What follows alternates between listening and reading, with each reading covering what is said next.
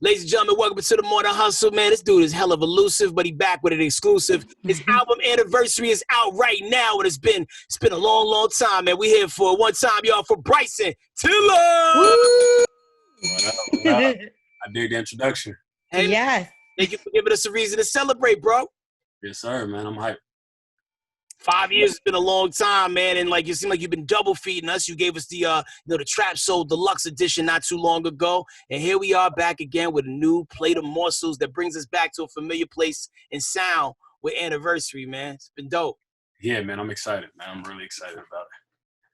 What's so special about October 2nd? Because that's the day that you dropped Trapsoul, and now you're dropping Anniversary. Obviously, that's probably the reason for the name of the the album. But what's so important about that date? You said it. It's the day my life changed. You know, and I also dated as probably the last time I can visibly remember being confident in myself and believing in myself, or I mean, I always had a little bit of doubt here and there, but after that day is when I started to see, a lot of criticism, a lot of hate.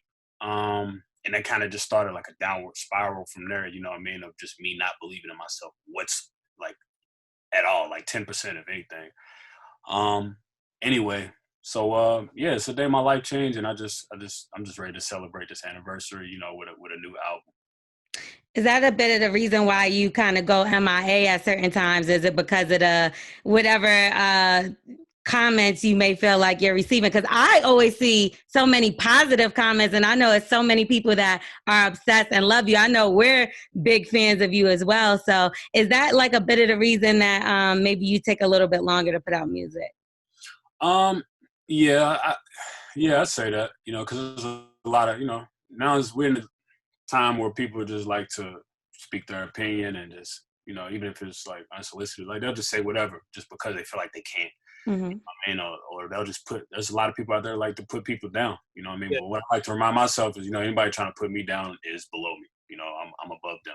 Well, at least that's how I look at it now, but it's crazy, as humans, you see a lot of a lot of positivity, but I know if you go to your comments, you're gonna find that negative one, Mm-hmm. Somebody saying whatever. This is what we do as humans, we go to the negative thing first because you see all the love and the heart eyes and whatever it is.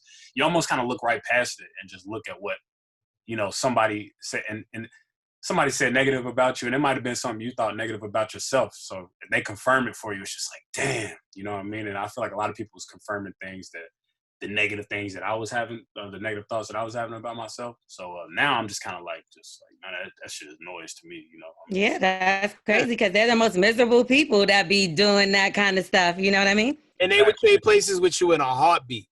They wish. I know, right?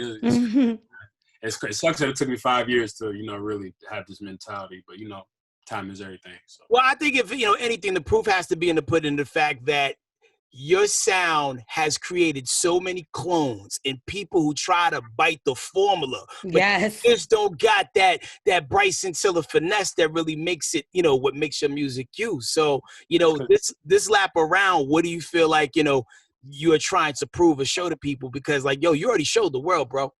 Well, I think first and foremost, you said they don't got that Bryson Tiller. That's just because they're not Bryson Tiller. You know what I'm saying? I do me. I do confidence. No, for real. I mean, I do me better than anybody could ever do me. And the same goes for anybody else. Nobody can do Kanye better than Kanye. Nobody can do Head Crack better than Head Crack. You know what I'm saying? So it's just like, that's how I look at it. I hate when people try to make the comparisons. Sorry, my phone's ringing. I hate when people try to make comparisons between artists. I feel like that causes a lot of beefs and stuff like that. And the crazy thing is there's so many artists. There's so many artists out there that I never got the pleasure of getting to know because, the internet stir up some drama, some kind of, this person, he's better than this person. I'm just like, yo, that person might read some stuff and be like, oh, he think, yeah, he, get into people's head. You know what I'm saying? Right. I'm just trying to dead all of that, man. That shit is so whack to me. I love collaborating with artists, even if they might have heard something that inspired them and inspired them to make music, because I'm the same way, the dream, Drake, Chris Brown, like Lil Wayne, that's my musical DNA. Like everything that they did is the reason why I'm here today. So I don't take it personally when people, like say bite or whatever, like, do your thing, but borrow, don't steal. Right. You know? Well, speaking of other artists, one thing you're not privy to doing is having other artists on your project. You've been on a lot of other people's project, but this time around, you made sure that you had, I'm going to say your brother, because y'all done been around each other long enough, and that's Drake. You have him as the only feature on the album on Out of Time. So what made you decide to go with Drake? Obvious reasons, I'm sure, but, just to pick him for the only artist that you've actually featured. Well, he was originally supposed to be on Trapsoul as a surprise feature. It never happened. He was busy with If You're Reading This Is Too Late. 2016 was a great year. Everybody was balling. We having fun. Even for me, you know what I'm saying? I was busy dropping Trapsoul. With Trapsoul, and he was busy with, the projects he was working on and Views. So we never got to do that. But I just couldn't have did an anniversary album. Uh-oh, you froze, brother. Without on a beat, you got me? Yeah. Okay. You could have done an anniversary album without what? I couldn't have did an anniversary album without, the person, who's one of my biggest inspirations and, supporters, I feel like. So it was only right, that we bring it back, 5 years later with the feature for the fans, we got more in the works too. So now a lot has changed for you also in those last 5 years. How is fatherhood, been treating you this lap, and how does it affect the music sonically and even your approach to, telling your stories? Man, I'm glad you asked this question. I've been trying to, there's not that many cuss words on this new album, so I'm proud of that. It's not too much vulgar shit. I feel like there's a lot of vulgar shit on my last album. Sorry, I'm not supposed to be cussing. But I'm trying to get better with, my words. I'm actually about to try to go to school and study communications to just get better at just talking and yeah. So fatherhood has changed me a lot. With COVID, I've been able to spend a lot more time with them, and they inspire me to just be greater. And I was just telling Big Boy, my biggest inspiration for me is when they're asleep. Seeing them sleep, like, dang, like they get to sleep peacefully. I don't some nights, but they always sleep peacefully. Even if they do have a bad dream, they know daddy's there when they wake up. You know what I mean? And we wake up and it's just us. You know what I mean? It's like, so it's just cool that they look at me like, I'm their protector, and I got to get out here and get it for them. Make sure they always sleep peacefully. And you're a girl dad. So they say that when you have girls mostly that you've done some women wrong in your life, right? So how were you pre-daughters? Like, were you a savage out here in these streets to the women? I've never been a savage. I've never been a slut. None of that. None of those things. I'm very chill. My body count's low. So, you know what I mean? I don't know. I be chilling, man. I just try to, respect women. And I try to be the man that, I would want my daughters to date. What do you mean your body count's low? Are you going to give me a number? A number? 25? Really? Come on, guys, especially making the type of music you make, that is extremely low. Like, that's good. Like for a man, especially. 25, 30. I don't like to, mess around. Oh man, now we got to add some. They say you lie about like at least 10. Yeah. Well, look, there's probably a couple that I forgot, but I guarantee it's no more than 30. Well, your body count is low, but the activism that you're doing is high level, man. Shout out to everything you're doing in the city of Louisville, where you're from, with the billboards with Breonna Taylor, man. Like, what's the energy like, physically being there in the city, and how are people reacting to, just the crushing news we got that, the officers weren't going to be fully charged? Man, I haven't been in the city yet, but the way they're reacting is, when I woke up and the news broke, the first thing I saw trending was burn Louisville. And I was just like, wow, crazy. And, the timing is crazy because, I got an album coming out, and we had those billboards were supposed to be promoting, we had some billboards that were supposed to be promoting my album. But at a time like this, it just didn't even feel right to, have my face, hey, go get my new album while everybody's rioting and, doing whatever. Right. It doesn't even make sense, so I just wanted to be a part of the moment rather than, do the opposite. Salute. Well, I know, coming up from Louisville, and we know you was raised by your grandmother, but you also, you dedicated this album to your grandmother. And you also named a song after your grandmother. So what does she mean to you, and why did you decide to, give her that song on this particular album? Well, she texted me that message about 5 years ago, right after Don't video came out. It was before Trapsoul, and she said, "Grandson, I love the Don't video." Well, you guys probably saw it, but she just loved the Don't video and was like, "Keep doing what you're doing." And I didn't even respond to that message. If I scrolled down, you wouldn't see a response. And there was a lot of messages in there like that, and obviously I felt a lot of regret. But what the things that she used to tell me, like for me to keep doing what I'm doing. And when she told me to name a song, "Keep Doing What You're Doing," I was like, I ain't named. That's a long song. That ain't even like my vibe at all. That's how I was looking at it first. But it means so much more to me now for obvious reasons. Because when I look at, all the accolades that, we got for Trapsoul or shit, just even being here 5 years later, talking to you guys, being able to do this is because of my first album. I wouldn't be here if it wasn't for that album. So when I was doing that album, man, I was doing me. I was doing whatever hell I was doing, it was right. I was doing the right thing. So that's the way I'm looking at it now. It's just like, you know what? I'm going to just do me forever, That's the way to do it, regardless if anybody likes it or not. Well, we want to see how much you've changed in 5 years, since 5 years has passed. Now, I know once upon a time you said you spent a mere, and I'm going to say mere, $600 on a video. So what do you spend on a video roughly around today?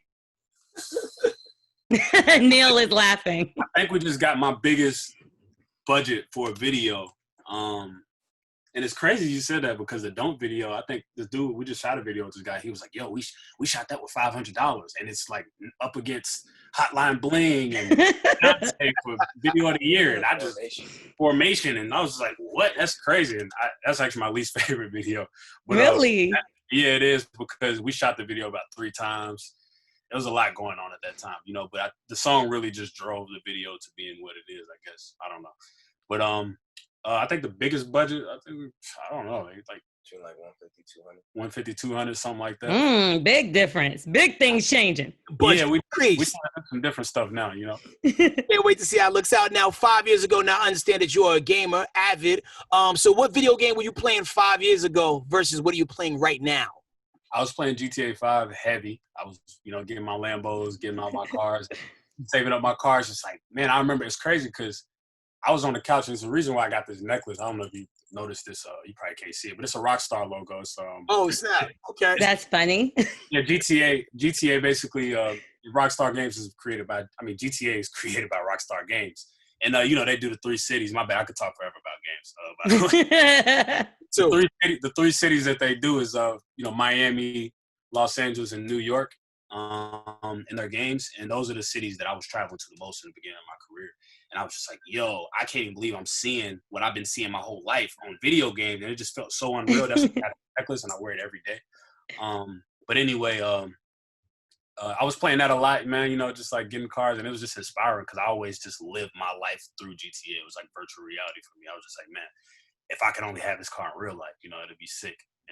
But yeah, that was what I was playing then. Now I'm playing Apex Legends. Great game. Battle Royale. I play it every day. I've been playing it for a year.